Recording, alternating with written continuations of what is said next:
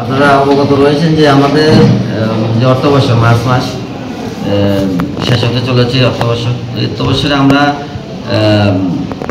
South Tripura জেলা পরিষদের অধীনে আজকে জুলাইবাড়ি ব্লকে আমরা একটা রিভিউ মিটিংয়ে অংশগ্রহণ করেছি। এখানে আমাদের পঞ্চায়েত সমিতির চেয়ারম্যান রয়েছেন, বিসি চেয়ারম্যান রয়েছেন, বিডিও সাহেব রয়েছেন, আমাদের জেলা পরিষদের সদস্যরা রয়েছেন, পঞ্চায়েত সমিতির ভাইস চেয়ারম্যান রয়েছেন এবং এই মিটিংয়ে বিশেষ করে উপস্থিত ছিলেন গ্রাম পঞ্চায়েতের প্রধান, উপপ্রধান, পঞ্চায়েত সচিব, আরপিএম, বিসি যারা সচিবরা রয়েছেন এবং বিভিন্ন লাইন ডিপার্টমেন্টের যারা রয়েছেন তারা উপস্থিত ছিলেন। এটা করার উদ্দেশ্য হলো যে আমাদের 15 ফিনান্সের যে টাকা টাইট এবং আনটাইট দুটো ফান্ড রয়েছে, এই ফান্ডগুলি যাতে এই মাসের 20 তারিখের মধ্যে খরচ করতে পারেন পঞ্চায়েতগুলি এবং বিসিগুলি, এই লক্ষ্যে আমাদের এখানে আজকে বসা।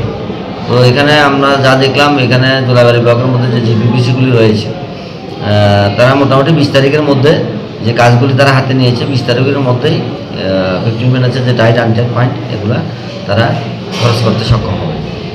টাইট আনটাইট পয়েন্ট আমাদেরও রয়েছে।